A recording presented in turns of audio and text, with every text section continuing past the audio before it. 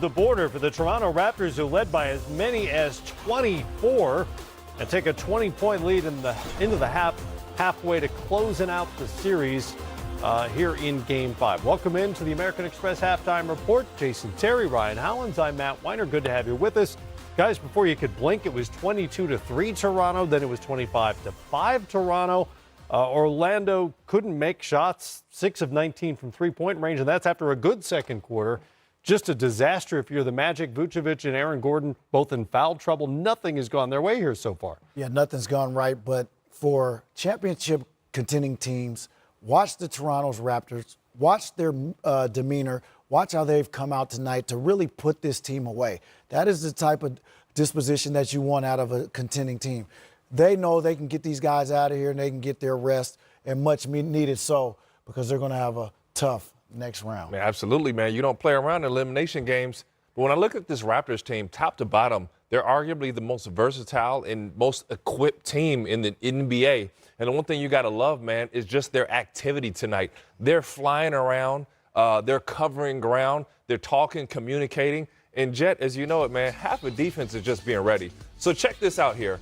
Boxes and elbows, they are all 5'10", 10-toe, 10 feet, whatever in the paint, closing out, making it a tough shot for Vucevic, in there rebounding, and they're off to the races. Look at this smothering defense. Now watch this by Kawhi Leonard. That's an elite jump switch right there taken away, and you see 3 bodies in the paint contesting this layup or pass and pass. That's elite right there, okay? Not too many guys are going to cover ground and contest a 3-point shot from the paint. Great job, Pascal. Watch this. Got Serge in a drop, 3 bodies on the weak side. Watch how they're sitting in the paint. So, you know, it's smothering defense, and that boy from UCLA getting that steal right there. So, Toronto, their length, their athleticism, they're motivated, they're playing at home. Oh, man, this is a tough one for Orlando. Clinic. Well, the only potential issue for the Raptors as of right now is Kyle Lowry's condition. Jared Greenberg reported he was simply getting his right hand stretched out after he left the game and headed to the locker room late in that second quarter. But he was great when he was out there. 12 points early on in the first quarter. He also finished with 4 rebounds and 5 assists for the half. Very aggressive, very assertive. This is what we want to see out of Kyle Lowry. Poor closeout by Augustine. He just attacks, and he's very decisive getting to the basket. Then in transition, that's when you know Kyle Lowry is engaged and locked in, when he pulls up for transition threes. Here he is again in transition, looking to get downhill, looking to be aggressive.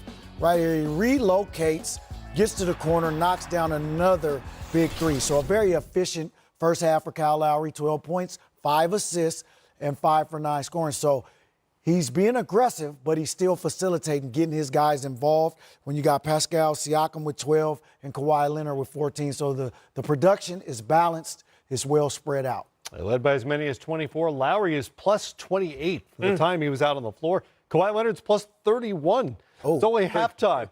24 minutes to go. Raptors 24 minutes away from moving on to round 2 and potentially a date with the 76ers if they can close out. More on that series coming up. Yeah. Norman Powell made an impact on this series. The lead is 20 at the break.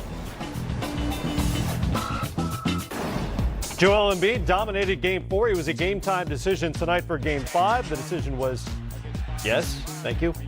And Embiid came out and scored the first 6 points for Philly. Ooh, Free get busy, throw line big jumper fella. goes. You want to close out on him on the baseline? Well, maybe you don't. Yeah, to the roof, Batman. 14-0 now, and Embiid has 10 of those 14 points. And again, we don't want to make too big a deal of it, but Brooklyn is again without Ed Davis, so no backup big coming off their bench, which means it's Jared Allen and whoever they can throw at the big fella tonight, right? I mean, that's tough. And we talked about, was Embiid going to play or not? Of course he's going to play. Why? Because he allows himself to have rest. You don't want this series to drag on any longer than it should. And you know what's funny, Jet? You know, when you're in the game, or before you play the game, we're sitting there watching the TV. They probably saw what Toronto said. Oh, no, man, we need to go take care of business. Philly's up 14-0 now. Toronto is up 25-5. Do you think these two teams are ready to take a few days off and prepare for each other? Definitely ready. Give them an extra dose of NyQuil so you can put Brooklyn to sleep. Little extra NyQuil for them, is it? How do you see that matchup playing out, by the way? As things stand, I know it's really early in the Philly game, but as things stand, it certainly looks like Sixers and Raptors. Definitely a great matchup. I like Toronto's versatility defensively with being able to guard Embiid with multiple bigs. They got obviously Marc Gasol and then Ibaka coming off the bench. So, that's going to be a problem for Embiid. He's going to have to try to figure it out. And Toronto's the best defensive team remaining in the Eastern Conference. And Philly just can't outmuscle their way through this. So, Toronto's going to have to move the basketball, and we'll see some great coaching coming up. Brooklyn still scoreless, 14-0. That's a skunk in my driveway. In NBA playoffs, they continue playing. Those are the rules. They have to play out the whole 48 minutes. Toronto all over the Magic. It's a 20-point lead. Third quarter coming up next. Powell walks a tightrope baseline. Here's Gordon from deep. Got it. Look at the footwork. Leonard. Augustine inside. 48. That's good. Leonard again. This guy is something else. In franchise history, the Raptors are 5-6 in closeout games. Their first shot at wrapping things up with the Magic comes tonight in Toronto, and that's where we find Steve Smith, who'll be on the call tonight here on NBA TV with Kevin Ray, Mike Fratello, and Jared Greenberg. Smitty, good to see you. Since that Game 1 Orlando win, the Raptors have been dominant, particularly their defense, with the additions of Kawhi Leonard, Marc Gasol, a couple of Defensive Players of the Year, Danny Green as well, all since last summer. How well suited is this defense for a deep playoff run? Well, Matt, you said it best. You saw the accolades from some of these veteran guys, and then you throw in a Pascal Siakam. He's long, he's active, he's a guy that can get out and run and create havoc defensively, but I think it's also their schemes. Nick Nurse talked about whenever Vucevic has the basketball, they play him straight up with Marc Gasol. They dig a little bit with Serge, but anybody else, they're coming on a hard double. Interesting, Terrence Ross, they top-siding him, he said, on all down screens, all dribble handoffs, they're going to double him. And pick and rolls with the basketball with Terrence Ross, they're doubling. They think he's the key to giving them energy and knocking down three-point shots.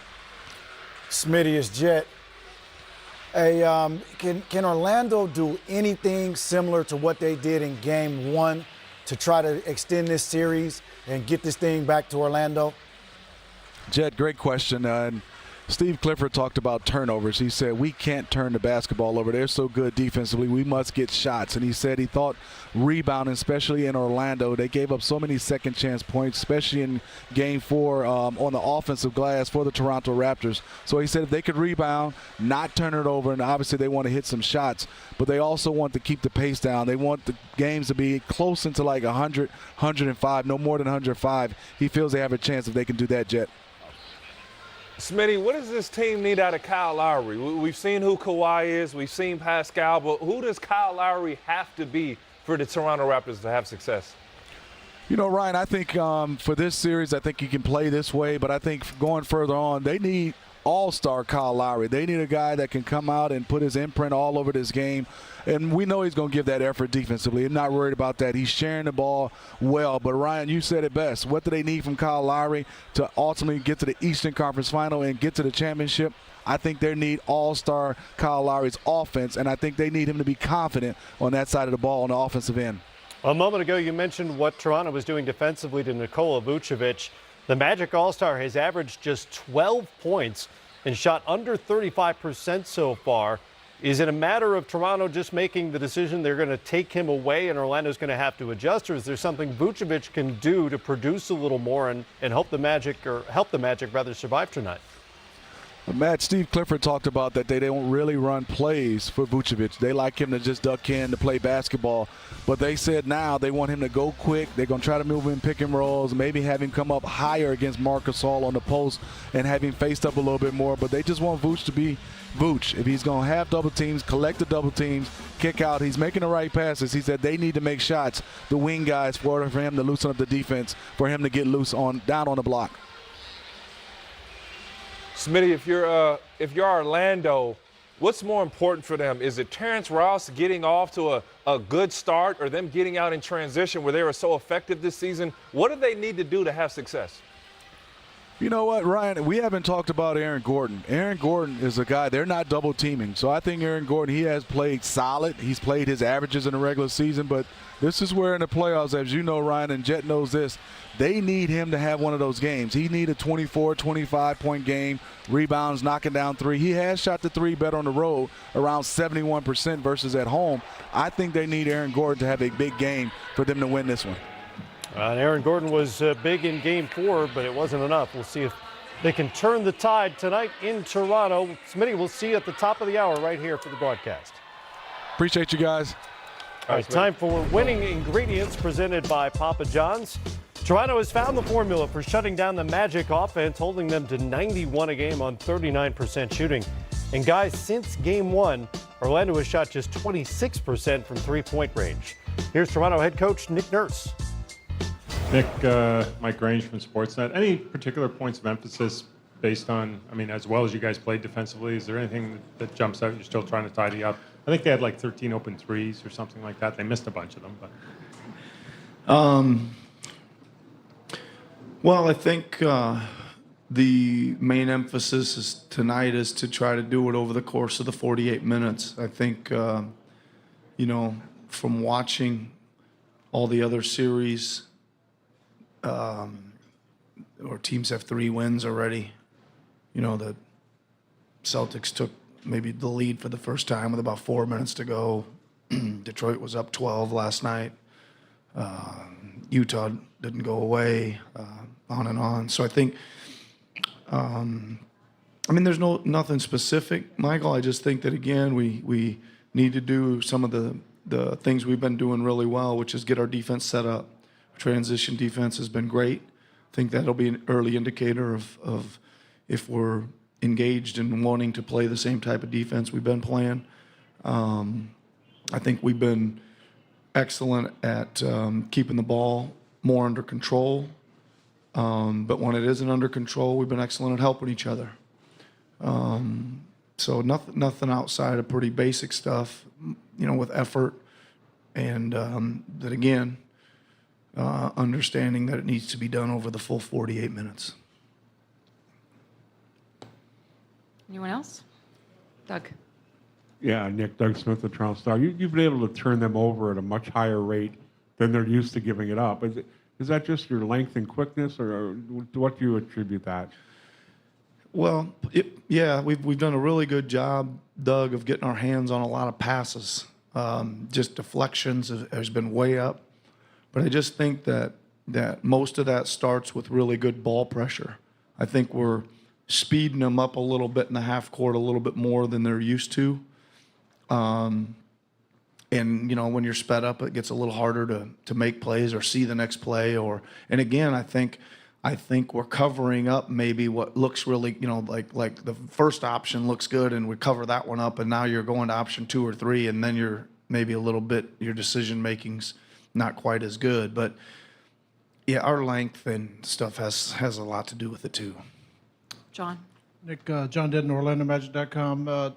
Players hate comparisons, but Siakam, Isaac, kind of similar body types, play the same position. Did you see signs that this was coming from Pascal? The last year in the playoffs, he played 10 games. Well, we thought he was going to be much improved this year, coming out of the season and the summer that he had, and just the way he looked every time we went to see him this summer, and then training camp, et cetera, just looked like he was going to have. But I'm not sure anybody saw this coming, right? I mean, this is if anybody said the guy was going to do what he's doing in the playoffs a year ago from now, they were really being optimistic, all right? So he's been really good. You know, he got off to a fast start. I think I was kind of waiting to see if he would maintain a level of consistency and be able to do that, because I think that's still the sign of, are you here for real? Is, can you do it night in and night out? And then there's all these little kind of benchmarks along the way. How's he gonna play after the All-Star break? How's he gonna play the full 82? And then you get to this part, what's he gonna do in the playoffs? Apparently, he's going to continue to thrive. Speaking of Pascal Siakam, on the way here in Game Time, An earth-shaking anniversary for Shaq.